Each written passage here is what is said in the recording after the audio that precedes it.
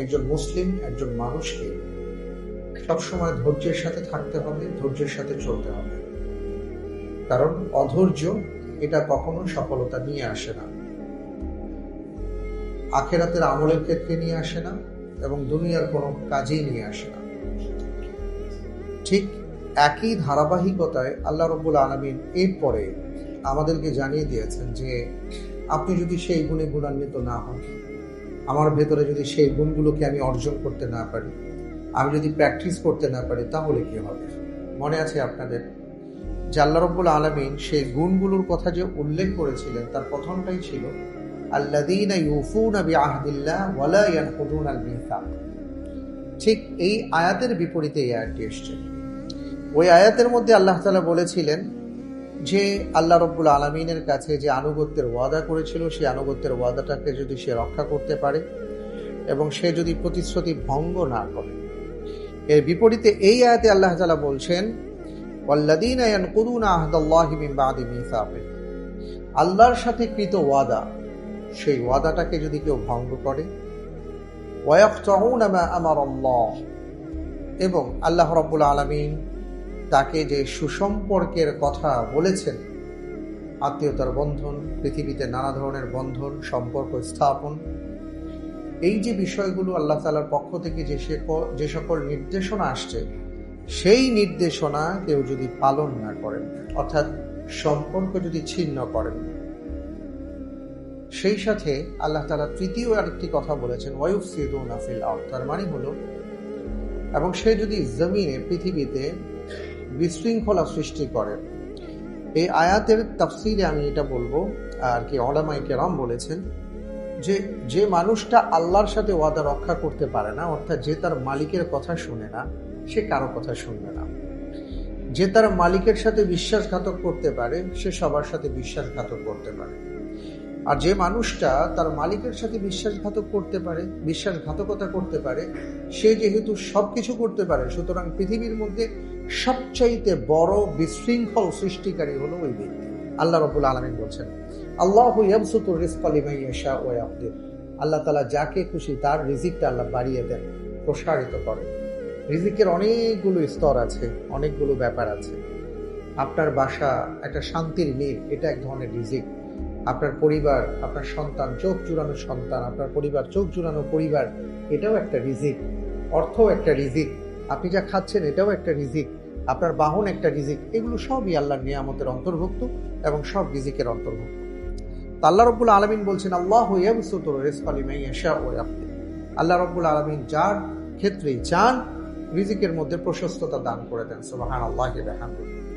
আল্লাহ রাব্বুল আলামিন বললেন যে ওই প্রথম দুইটা কাজ যে করবে না, অটোমেটিক্যালি তার ভেতরে এই তৃতীয় নাম্বারটা চলে আসবে, অর্থাৎ এই মানুষটা দিয়ে অন্যরা কেউ শান্তি পাবে না। উলাইকা লাহুমুল লানা, তার শাস্তিটা কি হবে? তার উপর লানত বর্ষিত হবে। লানত মানে কি? লানত মানে হলো অভিশাপ। এটার তাফসীর করেছেন ইবনে কাসীরের মধ্যে এসছে যে লানতের একটা বড় ধরনের, এটা এক ধরনের আযাব, যে আল্লাহর লানত বর্ষিত হোক মানে আল্লাহর পক্ষ থেকে আযাব নাজিল হোক। এই আযাবের সবচেয়ে বড় আযাব কি? যে যার উপর লানত আসে তার কাছে রহমত থাকে না। কোন বান্দা যদি রহমত থেকে বঞ্চিত হয়, তাহলে এর চাইতে বড় আযাব আর হতে পারে না। মনে করেন ব্যাপারটা এমন যে আপনার অনেক সময় আপনি দেখবেন, বোঝার জন্য বলছি, যে একজন মানুষের অনেক প্রভাব, অনেক ক্ষমতা, অনেক প্রতিপত্তি, সে অনেক কিছু করে বেড়ায়, কেউ তাকে ভয়ে কিছু বলে না। কারণ সবাই বলে না না, তাকে কিছু বলা যাবে না, কারণ তার একজন বড় ভাই আছে, তার একজন নেতা আছে। ওই নেতা, ওই নেত্রীর কারণে তার প্রভাব প্রতিপত্তি এত বেশি, আমরা বলি যে সূর্যের চেয়ে বালুর তাপ বেশি। তার তাপে মানুষ থাকতে পারে না। কোনো কারণে যদি সেই নেতা বলে যা, তোকে ছেড়ে দিলাম, আজকে থেকে তুই আর আমার লোক না, এমন হয় না? অহরহ হয়। এই ঘোষণা যেদিন থেকে আসে, তার পরের দিন থেকে মানুষ তাকে জিজ্ঞাসাও করে না, এবং তার জিল্লতির কোনো শেষ থাকে না। পদে পদে রাস্তাঘাটে তার জিল্লতির জীবন যাপন করতে হয়। দেখেন, দুনিয়ার জীবনে যদি এটা হয়, আল্লাহ রব্বুল আলামিন যদি তার বান্দার ক্ষেত্রে বলেন আমি রহমত সরাই নিলাম, তাহলে তার কি হবে? আপনি আমি জানি না ভাই, কল্পনাও করতে পারবেন না। কল্পনা করতে পারবেন না আল্লাহ তাআলা কিভাবে রহমতের দুর্ভেদ্য দুর্গ তৈরি করে আমাদের চারপাশে রেখেছেন, যে কারণে লক্ষ কোটি শয়তানের অস্ত্র আমাদের দিকে এসেও সেটা প্রতিহত হয়ে যাচ্ছে রহমতের কারণে, আল্লাহর রহমতের কারণে। সেই রহমতের মাঝে কোথাও যদি এক চিলতে রহমত আল্লাহ তাআলা বলেন যে উঠিয়ে নিলাম, তাহলে আমি আপনি শেষ। তো কারো উপর যদি লানত বর্ষিত হয়, তাহলে মনে রাখতে হবে রহমত তার থেকে সরে যাবে। এই জন্য আল্লাহর সাথে যে কৃত ওয়াদা আমরা করেছি, আলাস্তু বিরাব্বিকুম, আমরা বলেছিলাম বালা, আল্লাহ অবশ্যই আপনি আমাদের মালিক, এটা যেন আমরা ভুলে না যাই। হ্যাঁ, কখনো কখনো ভুলে যেতেই পারি, সাথে সাথে তওবা করে ফিরে আসব, ভবিষ্যতে করব না সংকল্প করব এবং হৃদয় থেকে সেটাকে মেনে নেবার চেষ্টা করব। মানুষের সাথে সম্পর্ক ভালো রাখবো। সম্পর্ক সম্পদ। এই সম্পর্কের মাধ্যমে একজন মুসলিমের পরিচয়, চরিত্র ফুটে ওঠে। আমরা আগে দেখতাম বাসে চললে ব্যবহারই বংশের পরিচয়। আজকে আমাদের পরিচয়গুলো, আমাদের ব্যবহারগুলো আজকে নষ্ট হয়ে যাচ্ছে, সম্পর্কগুলোকে আমরা হালকা করে দিচ্ছি। এটা যেন না হয়, কারণ এটা হলে আল্লাহ রহমত সরে যাবে। আল্লাহ তাআলা আমাদেরকে হিফাজত করুন, আমিন। আর আল্লাহ তাআলার রহমত যদি সরে যায়, তাহলে কি হবে? ওয়ালাহুম সুউদ্দার, ওই ব্যক্তির জন্য তখন নিকৃষ্ট আবাস অপেক্ষা করতে থাকে, অর্থাৎ জাহান্নাম অপেক্ষা করতে থাকে। আল্লাহ তাআলা আমাদেরকে হিফাজত করুন, আমিন। পরের আয়াতটি আসছে, এখানে একটা প্রেক্ষাপট আছে, শানি নুজুল আছে। শানি নুজুলটা কি বলি? এই জন্য আল্লাহ রাব্বুল আলামিন বলেছেন ওয়ায়ুফসিদুনা ফিল আরদ, এবং যারা জমিনের মধ্যে ফাসাদ সৃষ্টি করে, সন্ত্রাস কায়েম করে। দেখেন, আজকের পৃথিবীতে আপনি দেখবেন সন্ত্রাসী কার্যক্রম নানাভাবে, নানা পরিচয়ে, নানা অবয়বে, নানা পোশাকে হয়ে থাকে, এবং মানুষেরা জানে যে এরা যে এই যে কাজটা করলো, বা এই যে বিমান হামলা করলো, এই যে একটা দেশ ধ্বংস করে দিল, অথবা এই যে মানুষটাকে ধরে নিয়ে গেল, এই সকল কথা বলে, ওই সকল কথা বলে, এই সব কিছু আসলে কি হচ্ছে এটা আমরা সবাই বুঝি। অর্থাৎ এই মানুষগুলো দেখবেন যে যে সকল মানুষের মধ্যে আখিরাতের চিন্তা নাই, আখিরাতের ভয় নাই, আল্লাহ রাব্বুল আলামিনের ভেতর, আল্লাহ রাব্বুল আলামিনের ভয় যার ভেতর থাকে না, তার দ্বারা সব কাজ সম্ভব, সে সব কিছু করতে পারে। এখন এটা মনে করার কোনো কারণ নাই যে সকল মানুষগুলো তাহলে 5 ওয়াক্ত নামাজ পড়ে, দাড়ি আছে, জুব্বা আছে, টুপি আছে, ওনারা তো আল্লাহকে ভয় করেন, তাহলে ওনারা অপরাধ করেন কেন? এই প্রশ্নের জবাবে যেটা বলবো সেটা হলো যে দেখুন, ভয়টা হলো, রাসূল সাল্লাল্লাহু আলাইহি সাল্লাম বলেছেন আত্তাকওয়া হাহুনা, ভয় তো এখানে থাকে, ভয় পোশাকে না। হ্যাঁ, ভয় যদি এখানে থাকে, সেই ভয়ের কারণে পোশাক উঠতে পারে, সেই ভয়ের কারণে আপনার আচরণ তৈরি হতে পারে, কিন্তু অনেক সময় দেখা যায় লোক দেখানো আচরণ হতে পারে। এই জন্য সত্যিকার অর্থে যে ইমানদার, যে মুমিন, সে কারোর জন্য কখনো ক্ষতিকর হবে না। খায়রুন নাস মান ইয়ানফাউন নাস, আল্লাহর রাসূল সাল্লাল্লাহু আলাইহি ওয়াসাল্লাম বলেছেন সর্বশ্রেষ্ঠ মানুষ তো তিনি যিনি মানুষের কল্যাণ করে বেড়ান। সুবহানাল্লাহ। তো যে মানুষগুলোর মধ্যে ঈমানি চেতনা থাকে না, ঈমানের সম্পর্ক থাকে না, আল্লাহ রাব্বুল আলামিনের সাথে যে মানুষগুলো বিশ্বাসঘাতকতা করে, তার মালিককে যারা চিনে না, আল্লাহ তাআলা বলেছেন এরা পৃথিবীতে সবচেয়ে বেশি বিশৃঙ্খল পরিবেশের তৈরি করে। আপনি তুলনামূলক তারপরেও দেখবেন যে মানুষটা অন্তত পক্ষে ঈমানের ছায়াতলে আশ্রয় লাভ করে, একটা না একটা সময় তার ভেতরে একটা ভয় কাজ করে। আমরা এটা দেখেছি যে চাকরি করার সময় হয়তো তিনি ট্রেনের টিকিট কাটেন নাই, শেষ বয়সে এসে ঠিকই তিনি সেই টিকিটের একটা মূল্য তিনি ধরে দিয়ে দিয়েছেন। কেন?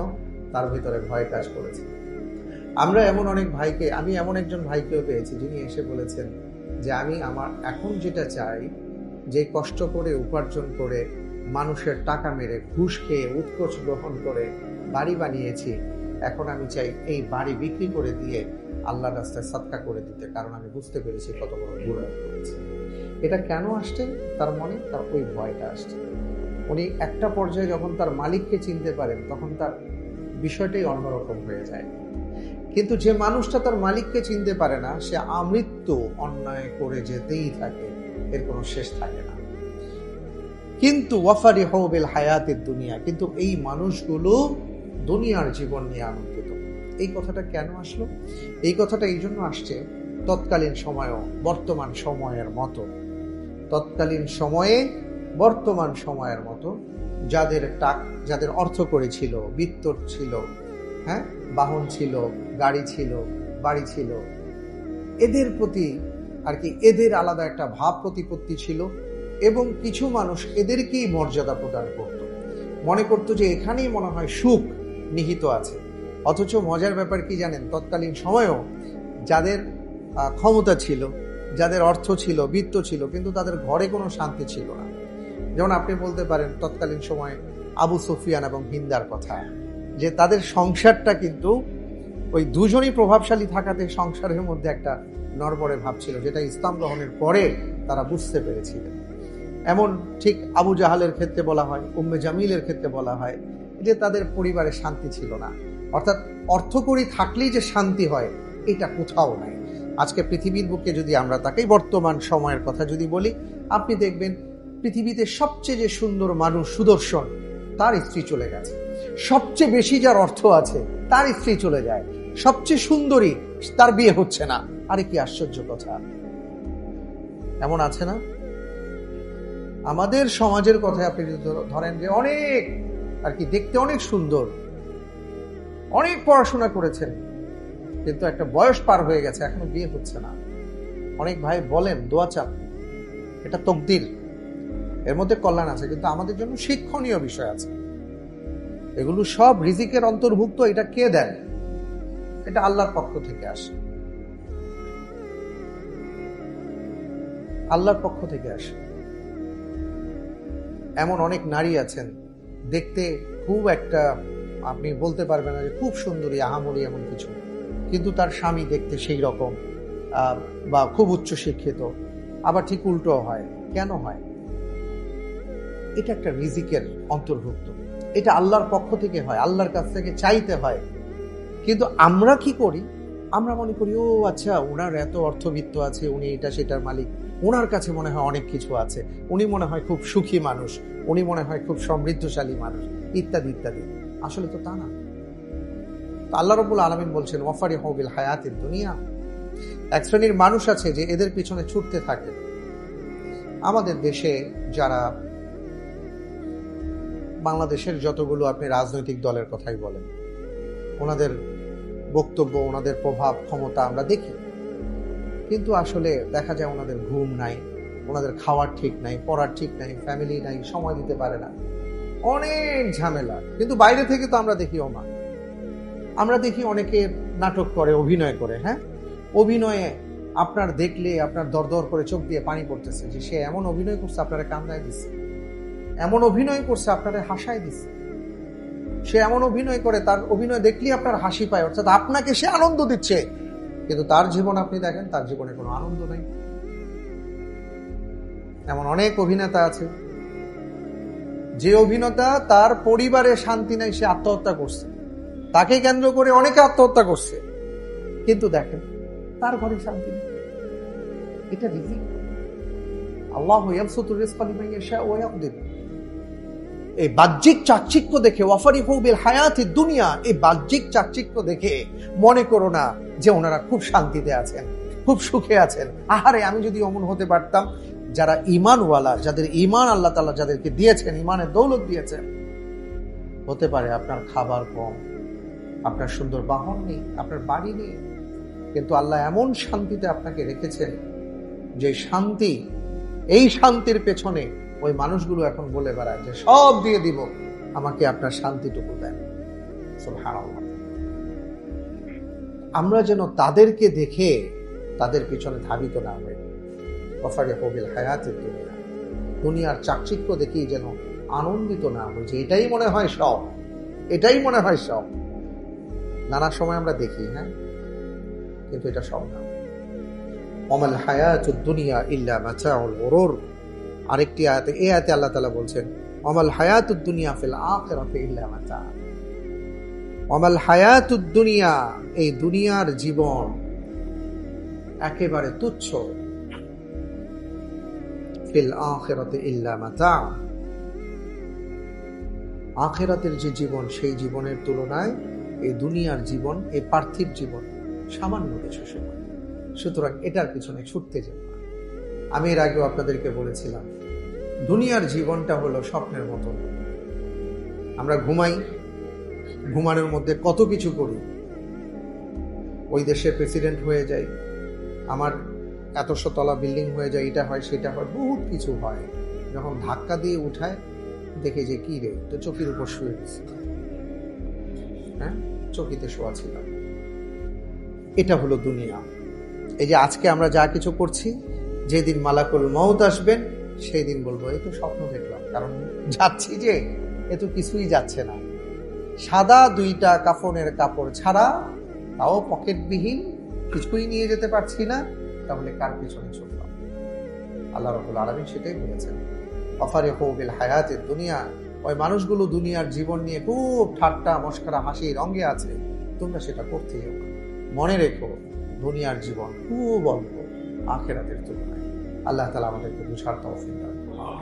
সুবহানাকাল্লাহুম্মা ওয়া বিহামদিক, আশহাদু আল্লা ইলাহা ইল্লা আনতা, আস্তাগফিরুকা ওয়া আতুবু ইলাইক। আসসালামু আলাইকুম ওয়া রাহমাতুল্লাহি ওয়া বারাকাতুহু।